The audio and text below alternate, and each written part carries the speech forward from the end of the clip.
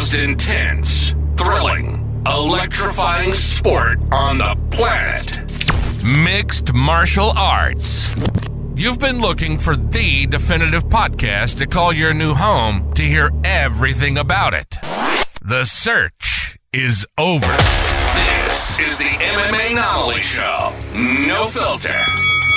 Bringing you the hottest MMA breakdowns straight from the heart of the octagon. This show is all about MMA breakdowns. For fans, by fans. We're talking UFC, MMA, and the occasional big boxing match. We'll bring our unique take on how these fights are going to play out and who we think are the best bets. Welcome to the MMAnomaly Show. No filter. And now your hosts, Olin, a.k.a. MMAnomaly, and Emiliano, a.k.a. Jive Turkey Nano.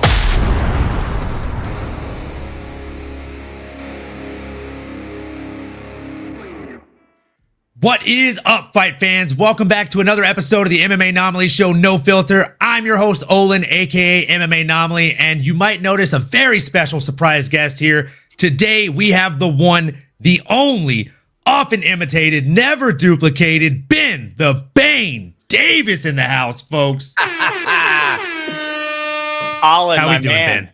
I'm fantastic, brother. Super pumped to be here. Thank you for making the time. Absolutely. Thank you for making the time, man. The pleasure is all mine. So I've been following you for some time. You are and have been for some recent years making quite a splash in MMA media and just commentary. I mean, fighting, you name it. So we'll go ahead and jump into that, right? You've carved out a very unique lane when it comes to MMA media. When did you first realize that this was something that you could run with, or that you wanted to run with, for that matter? I think it all started when I was studying finance at ASU, which is what my undergraduate degree was in. And after 3 years of being in the program and just not feeling satisfied with the extracurriculars, with the internships, with the coursework, I needed a change. And I never envisioned it turning into what it's become. But at that point in 2021, I was just like, let's start putting some chips in here. And so that's where like the Twitter started, and interviewing athletes sort of grew out of that into reporting. And then I kind of grew dissatisfied with reporting as well. Was like, okay, the ceiling maybe isn't here. Had some sports broadcasting work in the back pocket. And so was able to finagle, the start of a play-by-play career, which has blossomed into this. And, I'm stupid enough to get in the ring while also being a terrible fighter. And so that has helped in points and moments. Well, as I've said in DMs to you, your hands have gotten a hell of a lot crispier, man. You're looking a lot sharper out there these days, and it shows that you've been staying in the gym. And I mean, I don't think it's stupid. I just think it's ballsy. I think it's bold. I think it's crazy, but in a good way. And I think it gains a lot of respect with the MMA community when you do crazy things like that, man. So kudos to you for having the balls to step in the ring, first and foremost. And the next thing, the first thing that stood out to me, I think the reason I probably followed you on Twitter like a handful of years ago, was the Bane. I'm a huge comic book nerd myself. So I got to know, what is the origin of Ben the Bane Davis? Gosh, I wish it was a cooler story than it is in reality. I love Tom Hardy's portrayal. I know that The Dark Knight Rises has such polarizing reactions in the world of, comic book media, but it was great, and the character has had so many fun iterations, and the meaning, right? The bane of someone's existence, the worst possible thing. I was just like, that juxtaposes with kind of my personality, so it's kind of a little bit of a facade. And the reality was, I was doing Twitch streaming for the longest time, and I think for me, I was like, Ben Davis is just not interesting enough. It's not going to be engaging enough. But if I label myself as the Bane, then there's this intrigue, there's a level of mystery, and so people might want to tune in to see what it's all about. And I was wearing, that's where like the turtlenecks really kind of grew out of as well. Like, I'd wear turtlenecks, I'd wear my sunglasses indoors during streams, just to be as different as I could be, to varying degrees of success. But yeah, that's the not so cool story. I was Twitch streaming and gave myself a stupid nickname that stuck. I love it, man. And the turtleneck was a fun bit. Like the old videos you would do, like dressed as Daredevil, shaking. Dude, I've been around for a while, dude. Yeah, it's a deep cut. That's like my favorite thing I've ever done. And that's top 3, I think, from your stuff for me. So like I actually, bought that Daredevil costume because I was going to the Phoenix like Fan Fusion, which is like our I swear I was going to ask, did you get it as part of a cosplay? Because it was a nice costume, dude. It was. I have a photo with Charlie Cox and everything in it. And that's so good. I was a huge fan. And when I was filming that little stupid video, I did like some running around in my backyard and completely tore the fucking pants in half. And so I think I remember that, the video. I was like, fuck. So, that was the end of my Daredevil cosplaying days. It was worth it. I think it was worth it. It was a hell of a video. So jumping back to kind of the beginning of the Bane and the beginning of, Ben the Bane Davis when it comes to MMA media, was there ever a moment kind of early on when you thought, man, this is probably not going to pan out for me? Oh, every day. Yeah. Like it was nonstop moments like that. I think, again, my stupidity and just like, determination and almost to like an incessant degree refusal to accept failure is what pushed through. But like I got fired from so many gigs. I was doing, TikTok for Verdict, which is a fantastic team and website. They wanted to build a TikTok account. I didn't have much experience with it, but I was like, oh, I think it's going well. And then they fired me. I was doing some work there was this Instagram page called Fight Club, I think, which Michael Bisping was invested in. And there's a couple people that were involved. Chris DeSantiago, who's a tremendous journalist. We were all on this Fight Club team. And I remember like I went to cover my first ever Bellator event, which was like April 2022. And it was a great week. And then PFL, they flew me out to do that PFL event, which was the first one of that season. I was just like on top of the moon. I was thinking, oh my gosh, I've gone from nothing to something. And the day before that PFL event, I was in the bathroom. It was like me, Drake Riggs, John Morgan, the who's who of like media that were there that week. Great guys. And I get a call from my boss at Fight Club. And he's like, hey, do you have a moment to chat? And I was like, sure. So I excused myself, go to the restroom, and I got fired the day before the PFL event. So like I'd spent the last week and this week just doing Bellator interviews, creating content for PFL and pushing so much traffic. And then they were like, yeah, man, the investors said that you're a bad look for the brand, so we got to let you go. And I was like, what the fuck are you talking about? Oh boy. And so it was nonstop moments like that for a very long period of time. And I did feel some resistance from more tenured media members and people in the space. And even my broadcasting like debut was originally supposed to be with this outlet called Tarpsaw Fight Club, which was a media brand up in Canada. And they started a promotion, and I'd been attached to them for quite some time, just doing hosting stuff and interviews. And they're like, hey, we know you want to do play-by-play. Come out and do it. This was, I think, around 2020-ish, maybe 2021. And so I flew out there, and it was just like the worst experience possible. Oh boy. We had, so a quick story on this. So we had Michael. And you've had some experiences. So for you to say that, that's tough. Dude, it was fucking insane. We had the promoter was walking to confront one of the fighters on the card. And he had this like 6'8" ginger. He looked like he was in a biker gang. And the guy had this, dude, I shit you not. He had a chain with a giant padlock attached to it. And they're going to confront this fighter about some bullshit because, again, the event got canceled because of COVID. Spoilers. What in the 1990s mob is going on? Literally, I asked him, I was like, what are you going to do with that? And he was like, well, things get crazy. And I'm like, you're going to beat him to death with a fucking with a padlock? And a padlock? Like, yeah, literally, is this the Peaky fucking Blinders, dude? Like, get out of here. And then because of the timing and context of where the world was at, that whole event got scrapped because of COVID. Like at 3 a.m. on fight day, we get a call from, I don't even remember whatever the athletic commission is, Ontario, Alberta. I don't know what the fuck, where we were. But they were like, yeah, you're done. And we were like, okay, cool. So then I had to fly back to Phoenix. No play-by-play reps to my name, right? So it was nonstop moments like this where it was adversity and being challenged to adapt and push through. Like I could have given up so many fucking times, and I'm very glad that I didn't. I think I speak for a lot of the people that follow you on social media. We're all very happy you didn't, man. Because like I said, you're a great dude, and it feels good to see people like you winning. Thank you, man. Absolutely, man. So going back to kind of your style of media, and I know you said that I believe it was PFL told you that maybe you weren't a good look for their brand, which their loss, honestly. So I would say your style is pretty bold, unfiltered, and oftentimes hilarious. The show that I run is called No Filter. So I got to ask, is this off the top of the dome? Do you ever script anything? Like, what kind of thought goes into it?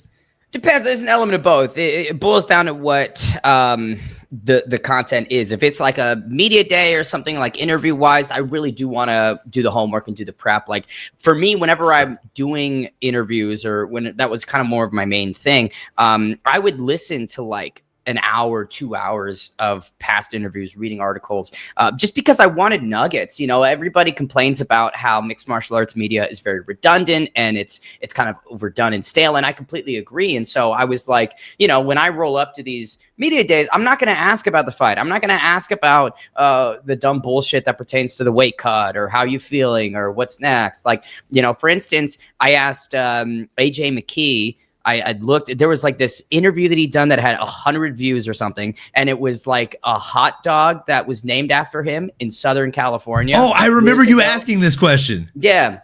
And so I was like, dude, that's pretty cool. Tell me about that. Not everyone gets a hot dog named after them. I don't have a hot dog named after me. And so I thought that was funny. And then, you know, the other question I threw at AJ was like, look, I know that you spent the $1 million that you won. I know you bought this car. I know you bought that car. And he was, you know, the reaction from AJ was like, how did you know that? And that was like the feeling I was searching in every interview. I wanted to impress not only like the fighter of, oh, wow, this guy is really well researched, but also just do something a little bit more unique, you know? So I think in that side of things, it was heavily prepped. But like in a lot of the other things, it's just improv. Like I was on an improv troupe for about 5 or 6 years when I was growing up. I did a ton of community theater, high school theater. And so when it comes to like theatrics and humor, I have thankfully been able to refine a little bit of an approach. It wasn't always there. But those, yeah, I would say the more off the cuff type things, like a lot of the karate combat stuff I did was very much me, Mac, and whoever else on the KC team, just like, oh, what can we do? Let's do this and see if it works. I love that. I love that. And yeah, I mean, it shows that you do your homework. That's for damn sure. Definitely would never doubt that for a second.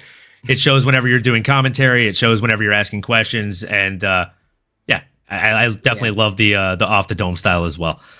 And like with the commentary, you know, we at APFC have such a great outfit with Michael Hansen, our ring announcer, and David Evans, my color guy. And we've got great flow and good chemistry. And when we're doing these broadcast interviews, I almost poke at these Midwestern regional scene fighters and encourage them to give me something deeper. I want fun facts about you. I want the X factor that's going to allow the audience to attach themselves, because, you know, what you see more often than not is the same story over and over again. And not that that's bad, but if everybody is a rags to riches story and, you know, the same beats are played out, then it kind of all homogenizes, right? It's hard to stand out, yeah. Exactly. So I'm like, how can we find that way for you to punch through? And one of the funniest ways that I think I've found specifically with APFC is during fighter introductions, when Michael Hansen is going over, right, their biographical information, their records and all that, we found kind of an area that is heavily underexploited, which is the style for fighters. Most people, he's a freestyle wrestler, he's a striker from New Mexico.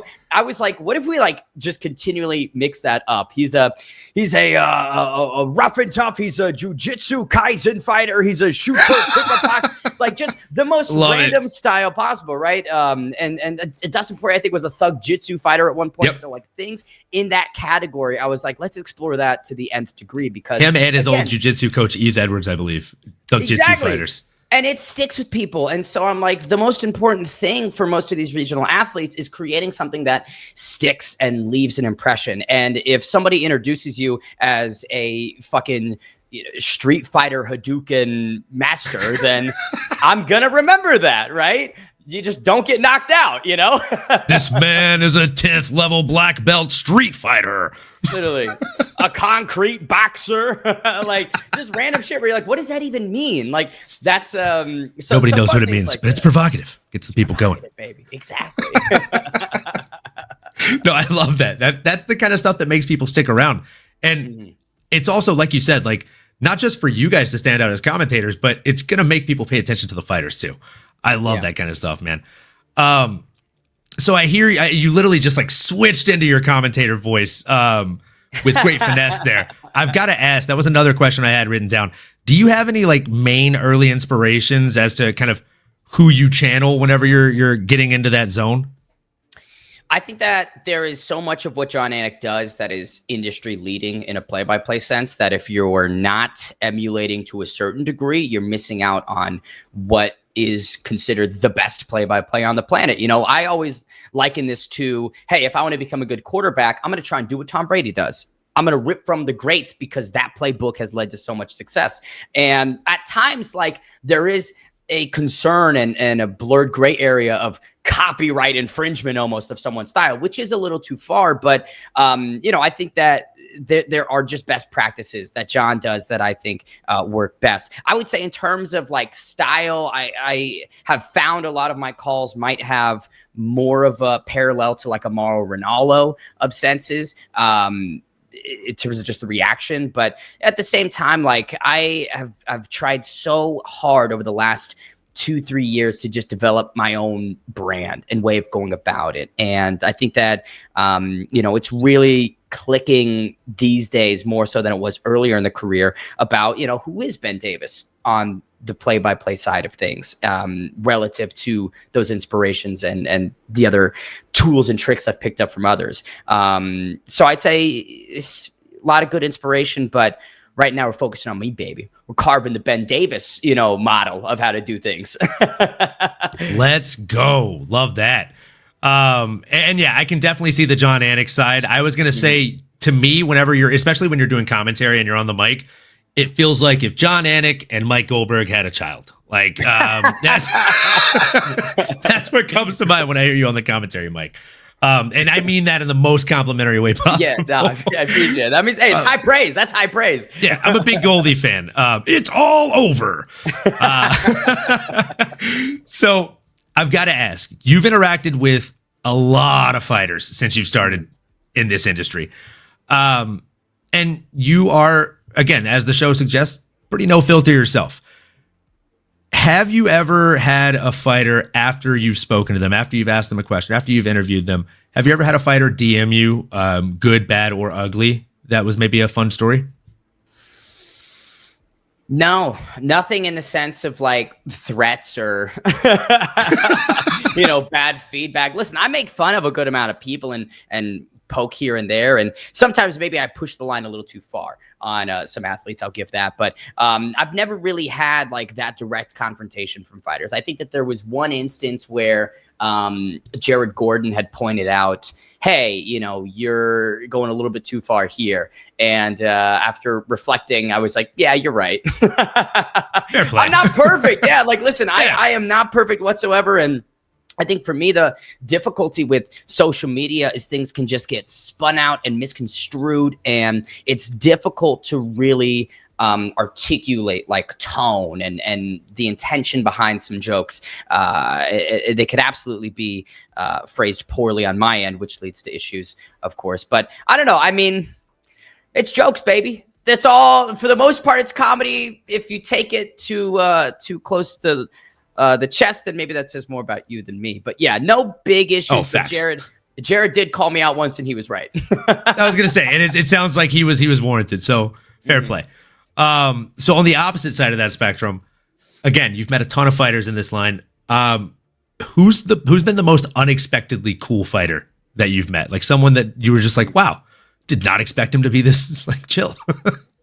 I think it's hard for me to look further than my good bud Billy Quarantillo. You know, he's someone that I've struck up such a great bond with. I remember making videos in 2021 for Twitter, like just trying to get his attention. You know, I think I posted something about like being his water boy for a fight, just like fun, stupid things. Then that struck up a good connection and followed each other and started chatting. And, you know, that's a guy who ahead of my Misfits fight, I went out and trained for a week with at Gracie Tampa South, and called, you know, immediately after my BKFC fight. Him and I had a really nice phone call, and it gave me a lot of support and encouragement, and has always just been a a really good dude to me, and a authentic ass person, and someone I do call a friend. And so certainly I would say an unexpected connections and worlds like that, for sure Billy has got to be top of the list.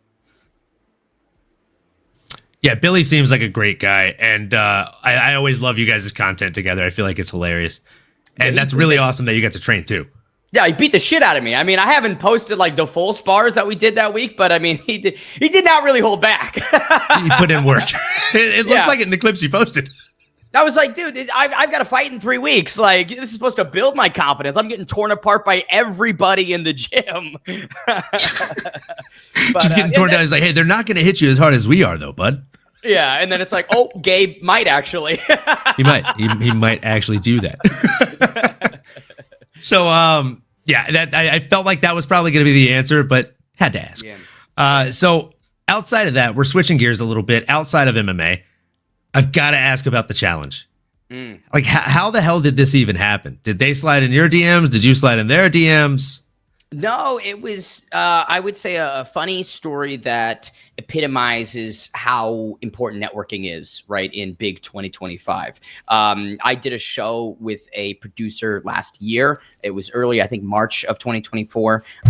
And we had a really great connection. He'd done a lot of work in reality TV. And I just asked him afterwards, I was like, dude, how do people get involved in this process? What does the casting look like? Is there a way to, not skip the line? I didn't say that explicitly, but that was heavily the implication. And he was like, well, which one would you really want to go on? And I did have a bit of a blind spot to reality TV. I was never a huge Survivor fan or Big Brother. Like the most reality TV-esque show I watched growing up was fucking Biggest Loser. Like that doesn't.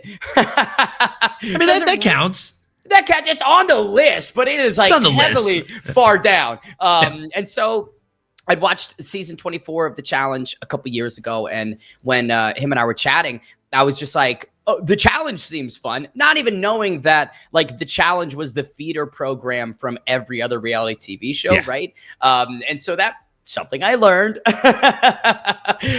every day we learn. Literally, that's, hey, if I'm learning one new thing a day, then that's a good day.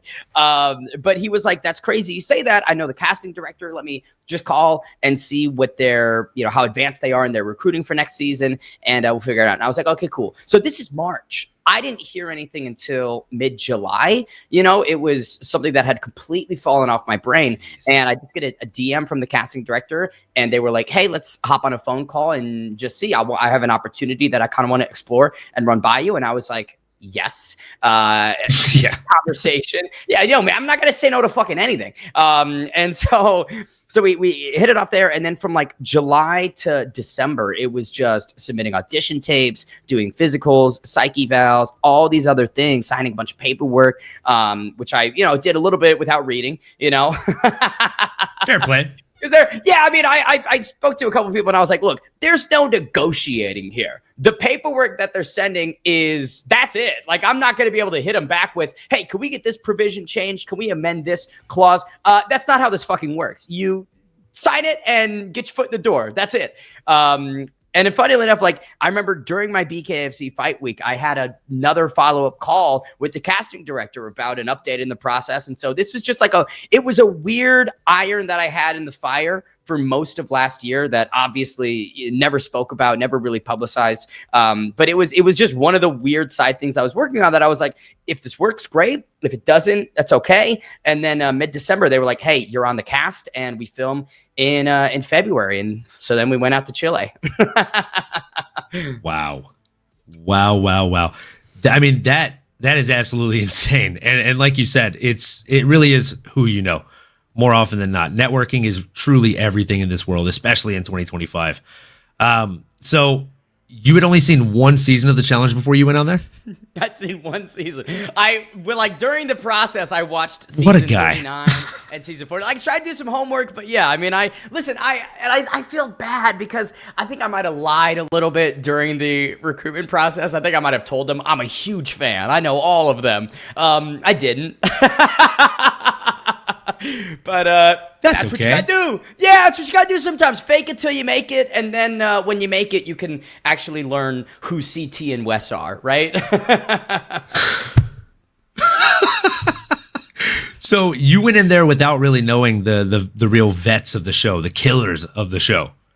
For the most part, yeah. Like I'd done the homework on season 39 and 40, and thankfully season 40 had a good amount of people represented, and so like that caught me up to speed. And I'd watched some highlights, googled around a little bit, but yeah, man. I mean, there was just a lot of ignorance that I jumped into this pool with, and even when we got down there, I mean, I knew the only rookie I knew was Jake Cornish, and that's only because he competed on Misfits in August, and I commentated his fight. Like, that was the only reason I knew You're him. all, my guy.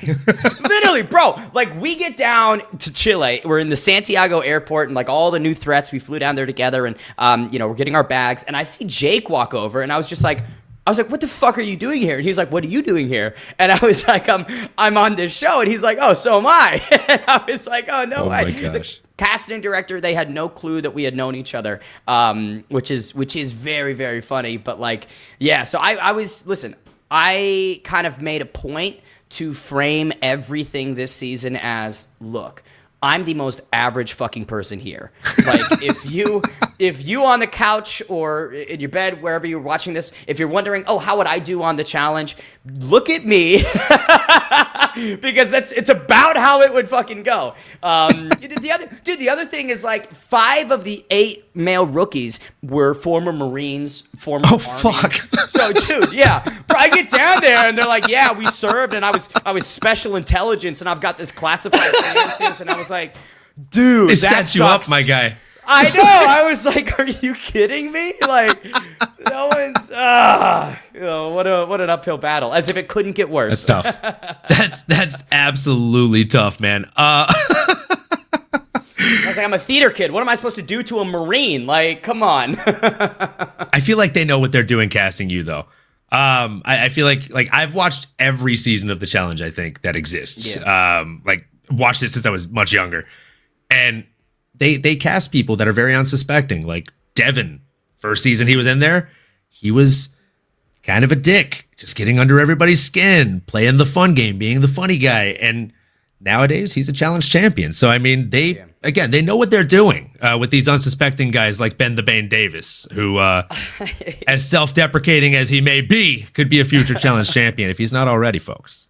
Fingers crossed, baby. Fingers crossed if I'm not already. I'll say this. There was such a massive learning curve being dipped into that environment because, again, literally everybody else except for one of the other male rookies had reality TV show experience. And so this nature of constantly being filmed, cameras everywhere, and trying to maintain a natural tone and vibe, that was a big learning curve. Just the concept alone, like you're trapped in a house 24/7, always turned on in this pressure cooker of an environment where I don't know anybody. I barely trust anyone. I'm going paranoid. Like, I'm very curious to see how they edit this up because I think I cried about 9 times in the first 10 days. I was having breakdown after breakdown. The moment like a drop of alcohol got in my system, I'd be like, I don't want to go home. Which maybe that was the strategy. Maybe I'll pluck people's heartstrings and they'll feel bad for me. There you go. Pity works in an environment like that if you can cultivate it. Pity or friendship, those go a long way in that house. Exactly. But the editors could just make me look like a pathetic bitch, so we'll see how it goes. I mean, the editors do some dirty work some of these seasons, man. They do. But it was they make compelling TV. They do a great job. and I'll say this, like, I think that what season 41 contains is going to be a big breath of fresh air to some challenge fans. Like the daily challenges, the eliminations. There's been some complaints in the past about heavier emphasis on puzzles and the strategic daily challenges or elims, but this is like very physical. This season was brutal as fuck. And so I think I was actually going to ask that. I saw the football pads. I was going to say, how physical did you have to get in there, big guy? Very, very physical. And I was, I was a third string football player. I got like 2 minutes of field time that whole season. And so when they were like, when that day came around, they were like, hey man, we got some football pads for you. I was like, you're fucking kidding me. Like, I was the worst football player I knew. But it's for that fan base and that section of the demographic that loves brutal physical seasons, this is right up your fucking alley. Well, sign me up, and I think sign up at least all of my viewers because we love that. I mean, we're fight fans, so yeah, it's like we get fights, we get the challenge. It's a good week once that starts airing. Dude, and like this is, I felt a little bad because if anyone was paying attention to the media rollout, they would know that, oh, they're labeling Ben as a pro boxer. I just want to set the record straight. I didn't tell them that. And I didn't tell anyone I was a pro boxer. That wasn't a narrative that I introduced. In fact, I was sort of always saying, hey, sports broadcaster is probably the most applicable term. And then I see the Variety article, and the first fucking thing is season 41 cast has a pro boxer. I was like, if there is a pro boxer here, it's not me. I'll tell you that. You're like, where's he at? Can you point him out to me? Literally, I was like, oh, there's a pro boxer. Who was he? I didn't run into him. Man, that's great. So once you got in the house, obviously, you didn't know a ton of the vets or anybody on the challenge, really, for that matter. You'd only seen one season for the most part. I've got to ask, who grew on you? Like, who became your kind of best friends or best friend in the house while you were there, other than the one guy you already knew? Of course, other than my too easy. Jake. Too easy. The bond we carried from DAZN and X series. No, I think that there was only like one or two people that I really didn't fuck with. I think everybody, vets and new threats, were incredible. Maybe tell us those instead then. That sounds spicier. Hey, you got tune in July 30th, baby. You got tune in July 30th. There was one of the Big Brother people that I really gravitated towards a ton. They were kind of like the refuge from all the chaos and drama in the house. I'm trying to use like non-gender specific language to keep it sure mysterious. But they and I had some awesome discussions, and it was just really cool having that sort of comfort zone and safety from that was insulated from all the social politics of the game, right? Because all these people, they're people too, and absolutely, that's kind of the core of that friendship, which really helped out a ton. Sometimes wasn't the case, but that's as ambiguous as I think I could make it. Fair play. I'll stop prying into the challenge stuff. I don't want to get you in trouble. Outside of this next question, do you want to do future seasons of the challenge now that you've actually got one under your belt? Is that something that you're interested in? Without a doubt.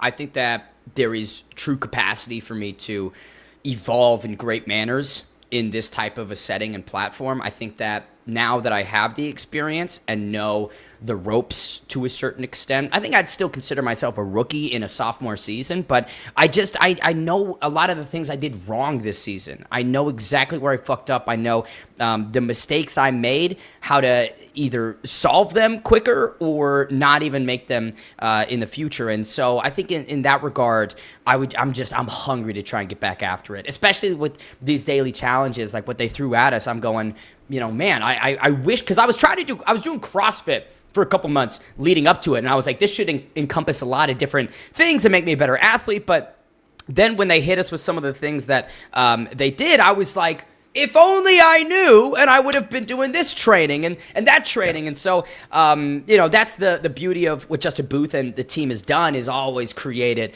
very hard to predict what's occurring. But I just know that with another opportunity, I'd be able to improve on all areas, including the fucking drama. I would be able to stir shit a lot better in a future season, which I would intend to do. Because, like, again, I tried to cry my way to the top. Maybe next season I'll lie my way to the top. We don't know what I could do. Spicy. We love that. It sounds like he's already ripping and roaring and ready for the next season, folks. And I'm here for it, bro. Sign me up. If you cry this season and lie next season, I can't wait to see what you do the season after that.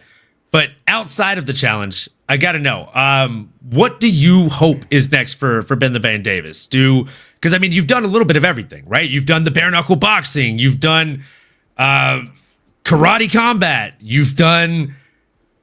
I mean, you've literally done everything. Yeah, BJJ on short notice against a guy that was way outmatching you. Sorry, but like that was the truth. Oh, well, you had balls of steel that night. That was silly. Well, that was supposed to be a joke. Like, we were all horsing around. I thought I was walking into a fun environment, and it's not fun. No disrespect to Brad Bolton or Fury Pro Grappling, but like that was kind of a ambush that I wasn't really anticipating. You know, I haven't grappled since 2019. I did like 9 months of submission wrestling. I wouldn't even consider myself a white belt, right? And for an ADCC level black belt to throw up a flying triangle and then go for a straight ankle lock, like that's bitch behavior. And the fact it really is, dude, I was in a boot for 6 weeks after that. I was in a booth. That legitimately upset me. The fact that he's such a high level Brazilian Jiu-Jitsu artist, and like, bro, you can't just guillotine the guy. Like, can't get an RNC. Like, choke the guy out. Why are you going for anything joint related on somebody that you know is a white belt? With all due respect. Yeah, that took this on 5 days' notice when they were coming back from working a karate combat event, and it's all just a more theatrical variety side of that show. And here's the thing, like, Brad apologized profusely afterwards, and he was like, look, I didn't mean it. When it started, I just saw you as a competitor, which, like, if that's in your brain, sure, but I just have a hard time believing that, you know? Yeah. And I've really refrained from bashing on Brad because I do like the guy, and I love Rob Haydack. I think he does a terrific job at CFFC. John Morgan is excellent, best in the business. Big John Morgan fan. You know, yeah, and so it's like, I don't want to, you know what I mean? Because you don't want to burn bridges or have any big issues. And I don't, but, you know, when I reflect on that, I'm just like, it's almost like not even about me being in a boot for 6 weeks and then having to go back. Because at that time I was working at a comedy club. I was dishing. Jeez. I was working door and then doing the dishwashing, which is fun. That's a cool chapter. And I spent 12 years in restaurants, so I get it. Yeah. It's almost not even about that. It's more about like, this could have been way more fun for the program. This could have been like more entertaining. He could have made it fun. He could have like played around with it a little bit, like let you have some entries, let you work.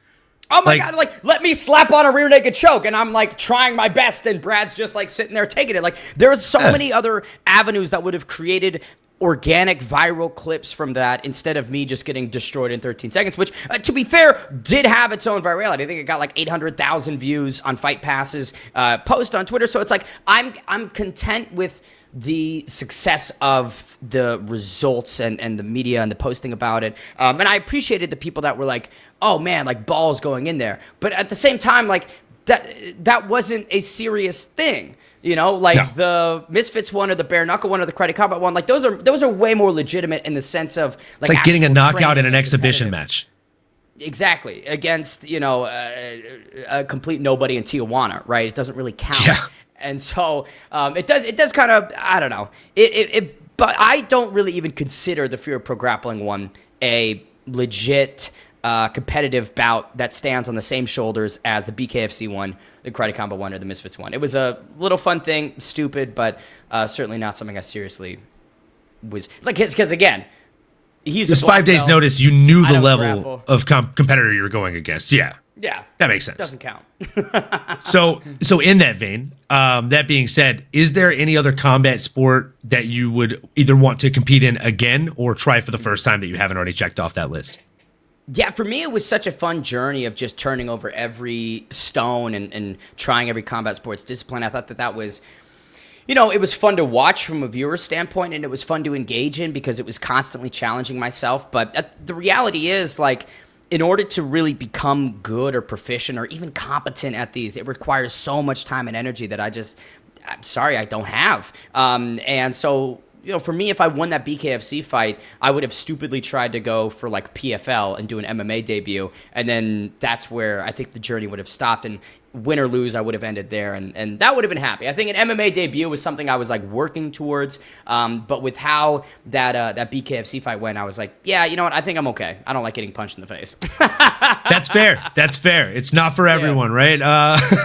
No, but you did it. not at You all. made the walk multiple times in multiple ways, and doing it bare knuckle is just a different cut of meat, man. That's a different kind of animal, bro. So, Yeah. it didn't seem like it was a good time, if I'm being completely honest. Got to call a spade here, Ben. So with that being said, you've been very generous with your time. I don't want to take up too much more of it. For the viewers that watch the episode, is there anything that you want to say to people or leave people with before we call it an episode? Absolutely, man. July 30th, the reality TV debut of Ben the Bane Davis, season 41 of The Challenge. I promise, whenever I'm on screen, something's going to happen. Whether it's me crying or, some insanity ensuing, I promise that this will be appointment viewing. It's must-see TV, and I've got some good moments this season. I promise. Absolutely love to hear that, Ben. And I will definitely be tuning in. Me, my significant other, and all of our friends will be. And that's it, folks. If you haven't already done so, like, comment, subscribe, smash that bell for notifications. And if you do nothing we've asked you to do these next two things. Keep on going and keep on growing, folks. We appreciate you. You've been listening to the MMAnomaly Show. No filter. As you may have been able to tell, we dig the MMA, and our passion is to dive deep into the upcoming fights, give you our expert breakdowns, and help you make sense of all the chaos that is the fight game. We hope you've enjoyed the show. If you did, make sure to like, rate, and review. We'll be back soon, but in the meantime, make sure to find us on YouTube, Twitter, Instagram, and Twitch at MMAnomaly. Be cool, and we'll see you next time.